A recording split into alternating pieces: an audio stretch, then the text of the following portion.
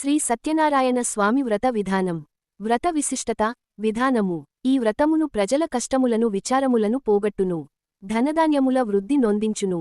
సంతానమును స్త్రీలకు సౌభాగ్యమును ఇచ్చును. సమస్త కార్యములందును విజయమును సమకూర్చెను. మాఘమాసమున గాని, వైశాఖమాసమున గాని, కార్తీకమాసమును గాని, మరియు ఏ శుభదినమునందైన గాని ఈ వ్రతము చేయవలెను. యుద్ధ ప్రారంభములందున కష్టములు కలిగినప్పుడును, దారిద్ర్యము గలిగినప్పుడును అవి తొలగిపోవుటకు కూడా ఈ వ్రతమాచరించవచ్చును. నారదా, భక్తుని శక్తిబట్టి ప్రతి మాసమందుగాని ప్రతి సంవత్సరమున గాని ఈ వ్రతము నాచరించవలెను. ఏకాదశినాడు గాని, పౌర్ణిమనాడుగాని సూర్యసంక్రమణ దినమున గాని ఈ సత్యనారాయణ వ్రతము చేయవలెను.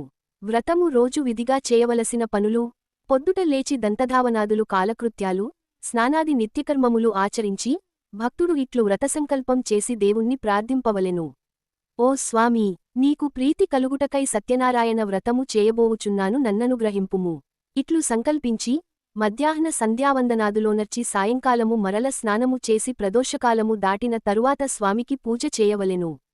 పూజగృహములో ప్రవేశించి స్థలశుద్ధికై ఆ చోట గోమయముతో అలికి పంచవర్ణములు ముగ్గులు పెట్టవలెను.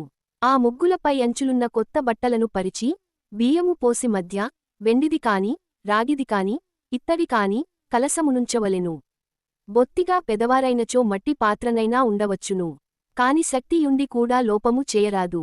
కలసముపై మరల అంచులున్న కొత్త వస్త్రాము నుంచి ఆపై స్వామిని నిలిపి పూజించవలెను.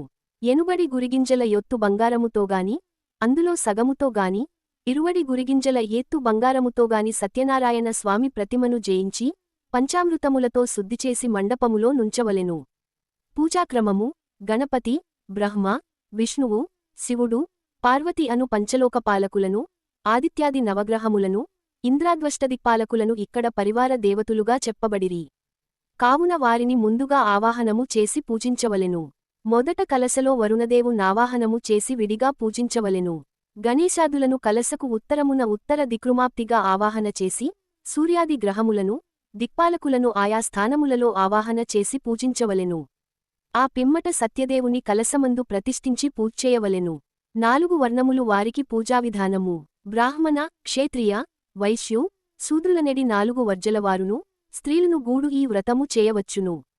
బ్రాహ్మణాది ద్విజులు కల్పోక్త ప్రకారముగా వైదిక, పురాణ మంత్రములతోనూ, శూద్రులైనచో కేవలము పురాణ మంత్రములతోనూ స్వామిని పూజించవలెను. మనుజుడు భక్తిశ్రద్ధలు గలవాడై ఏ రోజునైనను పగలు ఉపవాసముండి సాయంకాలమున సత్యనారాయణ స్వామిని పూజింపవలెను.